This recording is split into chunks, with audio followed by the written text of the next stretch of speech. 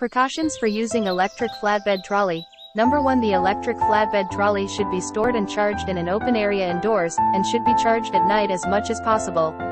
Exposure to the sun is strictly prohibited. If it is not used for a long time, it should be charged once more than 15 days to prevent the battery from running out.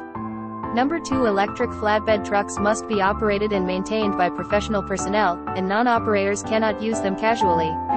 Number 3. Electric flatbed trucks should be carried according to the load capacity, and overweight is strictly prohibited.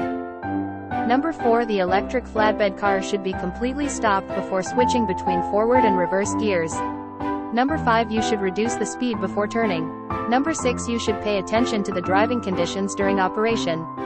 If any abnormality is found, stop and check immediately, and continue to work after troubleshooting. Number 7. The power supply should be cut off in time after stopping operation. Number 8. Regular maintenance is required to prolong the service life of the electric flatbed trolley. Now, let's talk about the advantages of electric flatbed trolley. 1. The electric flatbed car has strong applicability, good maneuverability, simple and convenient maintenance, low price, and can travel flexibly on narrow roads.